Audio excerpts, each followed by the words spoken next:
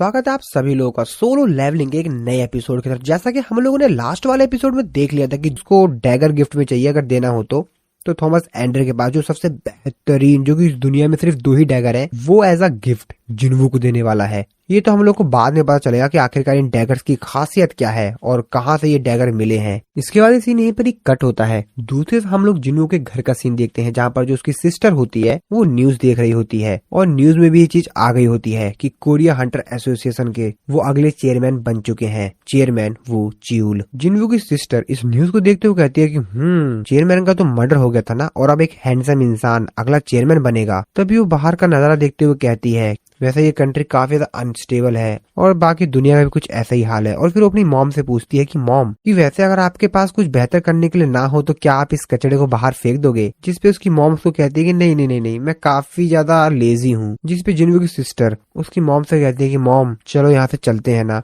जिसपे उसकी मॉम उससे कहती है कि मेरी बेटी, क्या तुम यहाँ से जाना चाहती हो? जिसपे जिन्हा कहती है कि हाँ। उसकी मॉम उससे कहती हैं कि लेकिन तुम्हारी मॉम अभी भी इस घर को पसंद करती हैं। जिन्हा अपनी मॉम से कहती है कि वैसे आपको इस पुराने अपार्टमेंट में क्या पसंद है? उसकी मॉम उससे कहती हैं कि पता नहीं, लेकिन फिर भी तुम्हारी मॉम इस हाउस को पसंद करती हैं। अब जिन्हा भी ये बात सुनकर अपने मन में कुछ सोच रही होती है और फिर इसके आगे अपनी मॉम को कुछ भी नहीं बोलती है और फिर वहाँ से चुपचाप जाने लगती है। तभी उसकी मॉम उससे कहती है, मेरी प्यारी बेटी, क्या तुम वॉशिंग मशीन में से कपड़े निकाल दोगी? और तभी जिन्हा उस रूम में जाती है। वो वहाँ पर किसी चीज को देखकर काफी ज्यादा हैरान होती है और चिल्लाते हुए कहती है कि मॉम। और फिर वो सीन वहीं पर ही कट हो जाता है। इसके बाद हम लोग जिन्वू के अर्जिन गिल्ड को देखते हैं। उसके गिल्ड के बाहर काफी सारे रिपोर्टर्स खड़े होते हैं, बहुत सारे रिपोर्टर्स, जो कि आपस में बात करते हुए कहते हैं कि क्या तुम सही बोल रहे हो ना, इस समय हम लोग अर्जिन गिल्ड के ऑफिस के बाहर ही हैं। दूसरा रिपोर्टर कहता है कि हाँ बिल्कुल, ये उसी का ही गिल्ड है। हाँ बिल्कुल, ये वही है। जिसपे पहला रिपोर्टर कहता है कि क्या सच में? मैं तो विश्वास ही नहीं कर पा रहा हूँ कि थॉमस एंड्रे इस समय अर्जिन गिल्ड के ऑफिस के अंदर है। इस तरफ हम लोग थॉमस एंड्रे को देखते हैं, जो कि अर्जिन गिल्ड के अंदर बैठा हुआ होता है और उसके सामने बैठा होता है हमारा प्यारा, हमारा नन्हा सा और थोड़ा सा ज्यादा ही डरा हुआ यूजिन। वो थॉमस एंड्रे की तरफ देखते हुए एक मुस्कुराहट देता है, लेकिन उसकी मुस्कुराहट को नहीं, उसके शकल को देखकर क्लियर बताया जा सकता है कि उसके इस समय 12 बजे हुए हैं, क्योंकि वो काफी ज्यादा डरा हुआ है। बाकी सभी जो मेंबर होते हैं, लोग होते हैं यहाँ के, वो लोग भी काफी ज्यादा डरे हुए थे थॉमस एंड्रे को इस जगह पर देखकर। तो एक्चुअल में थॉमस एंड्रे से पहले इस जगह पर जो जर्मनी का सबसे स्ट्रॉन्गेस्ट हंटर होता है, लेनहार्ट, वो भी यहाँ पर आया हुआ था। वो भी शायद यहाँ पर जिन्वू का ही इंतजार कर रहा था और थॉमस एंड्रे भी जिन्वू का इंतजार कर रहा था। और बेचारा यूजिन, उसके पूरे शरीर से पसीने आ रहे थे। हालांकि यूजिन यहाँ पर इन सभी लोगों को अपनी शक्ल दिखा रहा था कि हाँ वो तो खुश है, स्माइल दे रहा था, लेकिन अंदर से तो उसकी हालत खराब थी, क्योंकि लगभग 2 घंटे से ज्यादा हो चुके थे। ये लोग अभी भी यहाँ पर बैठकर इंतजार कर रहे थे और जिन्वू को कुछ अता पता नहीं था। हालांकि यहाँ पर यूजिन फोन से जिन्वू कॉल कर रहा था, लेकिन जिन्वू फोन ही नहीं पिक कर रहा है और अब किसी को भी नहीं पता कि जिन्वू है कहाँ पर। जिन्वू तो अपना मस्त है, जहाँ मर्जी रहता है, जब मन करता है इस देश में, जब मन करता है उस देश में। यूजिन तो अपने मन में सोच रहा था कि सर उठा लो प्लीज सर, फोन को उठा लो सर। हंटर लेनहार्ट अपने मन में सोच रहा होता है कि थॉमस एंड्रे यहाँ पर क्या करने के लिए आया है? क्या वो भी सांग जिन्वू को ढूंढ रहा है? तो क्या मैं आज सांग जिन्वू को देख भी पाऊंगा? थॉमस एंड्रे अपने असिस्टेंट से पूछता है कि क्या हुआ, जिन्वू कहाँ पर है? उसके असिस्टेंट को बताती है कि मिस्टर सांग जिन्वू शायद रेड पर गए हैं और ऐसा लगता है कि वो रोज ऑफिस भी नहीं आते हैं, ऐसा इन लोगों ने कहा। यूजिन भी कहता है कि हाँ हाँ कुछ ऐसा ही है कुछ। और तभी हम लोग जिन्वू देखते हैं, जो कि वापस आता है। वो कहता है कि हाँ वापिस आ गया मैं। उसे क्या पता था कि अंदर क्या कर ले तो रखा है। और जैसे जिन्वू वहाँ पर एंट्री लेता है, यूजिन, बाकी सभी जो लोग होते हैं खुशी के मारे कहते हैं कि सर आप आ गए, सर आप आ गए। तभी जिन्वू यहाँ पर थॉमस एंड्रे को दिखता है। वो अपने मन में सोचते हुए कहता ओ, तभी मैं सोचा कि मेरी बिल्डिंग के बाहर इतने सारे रिपोर्टर्स क्यों हैं। मुझे लग ही रहा था कुछ ऐसा कि थॉमस यहाँ पर है।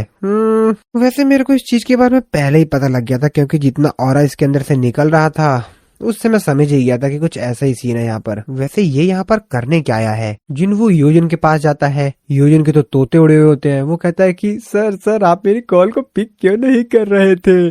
जिन्वू कहता है कि मैं थोड़ा सा बिजी था। तभी यूजिन कहता है कि वैसे आपके कपड़े। जिन्वू से कहता है कि वैसे रिसेंटली काफी सारे गेट ब्रेक हो रहे हैं, तो मैं इस समय पर आलसी तो नहीं बैठ सकता ना, तो रोज काम कर रहा हूँ मैं। और अपने मन में सोचते हुए कहता है बेरू और इग्रीस भी अपनी रैंक बढ़ा रहे हैं। थॉमस एंड्रे जिन्वू से कहता है कि मिस्टर सांग जिन्वू, काफी समय हो गया है ना। थॉमस एंड्रे और जिन्वू बस एक दूसरे को ही देख रहे होते हैं। उनके बीच में साइड में खड़ा होता है यूजिन बेचारा। वो अपने मन में सोचते हुए कहता है कि एक मिनट, क्या ये दोनों दोबारा से लड़ाई करने वाले हैं क्या? है सही में लड़ाई करने वाले हैं क्या? जिनवू थॉमस एंड्रे से पूछता है कि वैसे तुम कोरिया क्या करने के लिए आए हो? थॉमस एंड्रे बोलता है, वैसे मैंने तुमको कुछ प्रॉमिस किया था, याद नहीं है क्या तुमको? मैंने तुमसे कहा था ना कि जब मैं एक बार पूरी तरीके से रिकवर हो जाऊंगा तो तुम्हारे साथ खाना खाऊंगा, और साथ ही मैं तुम्हारे लिए बहुत ही बेहतरीन, बहुत ज्यादा बेहतरीन गिफ्ट भी लेकर आया हूँ। जिनवू गिफ्ट सुनते कहता है, ओ गिफ्ट।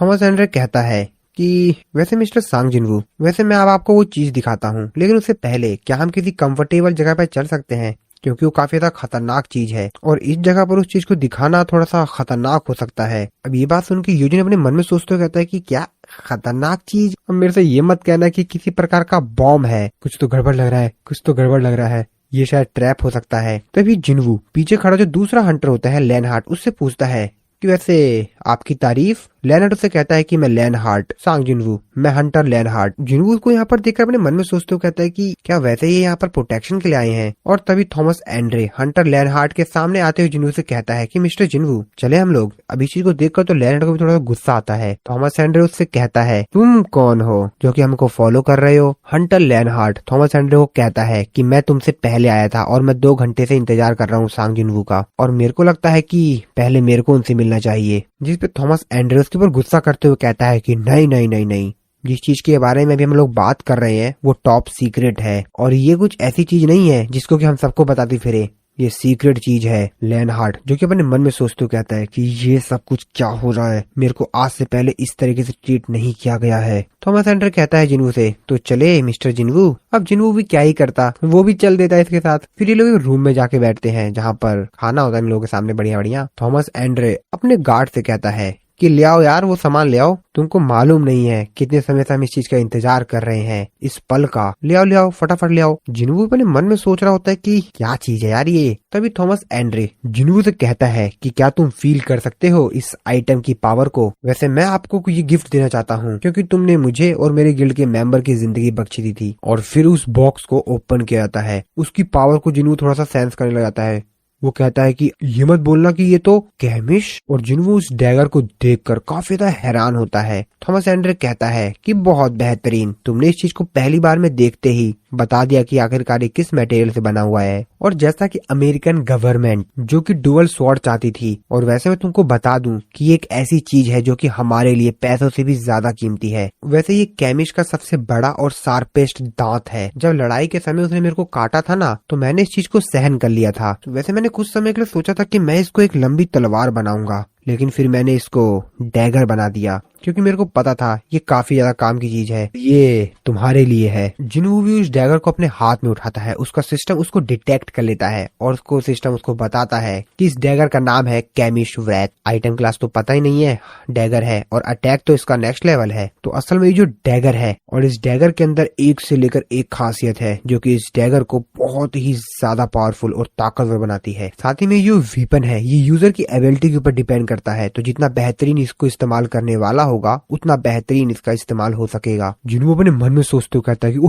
तेरी, इसका अटैक 1500 है। ओ माय गॉड, ये तो बेहतरीन है, नेक्स्ट लेवल। और मेरे को लगता था कि जो डेमन किंग का डैगर है वो सबसे अमेजिंग है, लेकिन इसकी तो कोई तुलना ही नहीं है। तो जिन्वू के पास जो डेमन किंग का डैगर था उसका अटैक सिर्फ 220 था, और उसकी तुलना में इसका अटैक बहुत ही ज्यादा है। इसके बाद जिन्वू उस स्वॉर्ड से थोड़ी सी कलाकारी दिखाता है, टेस्ट करता है बेसिकली उस डैगर का। थॉमस एंड्रे भी जिन्वू की तारीफ करते हुए कहता है कि ओ मिस्टर सांग जिन्वू, अगर मैं अपनी इनहेंस स्किल का इस्तेमाल कर इस डैगर को इस्तेमाल करने की कोशिश करूँ तो भी मैं उतना बेहतरीन नहीं कर पाऊंगा जितना बेहतरीन तुम कर पा रहे हो। अब बस मेरे को ये मत कहना कि मैंने जो गिफ्ट तुमको दिया है तुम इसी से मेरे को मारने वाले हो। जिन्वू जो कि अभी भी उस डैगर को अपने हाथ में पकड़कर उस डैगर को ही देख रहा होता है, अपने मन में सोचते हुए कहता है कि बिल्कुल बिल्कुल ये कोई नॉर्मल डैगर नहीं है, इसके अंदर जो फीलिंग आ रही है वो तो बिल्कुल ही अलग लेवल की है, और ये मेरी मैजिकल पावर के साथ मिलकर तो और भी ज्यादा पावरफुल हो गई है, और भी ज्यादा बेहतरीन तरीके से मैं इसका इस्तेमाल कर पा रहा हूँ। ये तो मेरे लिए बहुत बेहतरीन चीज है।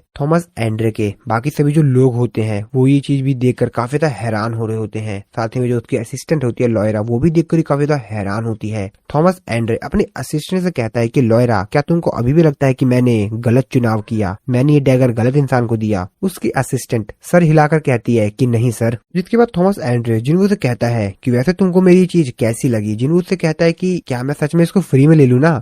थॉमस एंडर कहता है क्या क्या फ्री में? नहीं नहीं नहीं नहीं नहीं, फ्री का मतलब क्या है? तुमने मेरे को और मेरे लोगों को जिंदा छोड़ दिया, उसके एक्सचेंज में दे रहा हूँ मैं तुमको ये। जिस पे जिन्हों कहता है अच्छा ऐसी बात है, चलो ठीक है फिर तो मैं इसको एक्सेप्ट करता हूँ। ये बात सुनकर थॉमस एंडर कहता है ये इस चीज ने तो मेरे को और ज्यादा खुश कर दिया। और तभी ये लोग किसी चीज को सेंस करते हैं। ये सभी लोग भी काफी ज्यादा हैरान होते हैं कि आखिरकार ये चीज है क्या। और फिर तभी थॉमस एंड्रे जिन्वू से कहता है कि मिस्टर जिन्वू अभी आपने भी।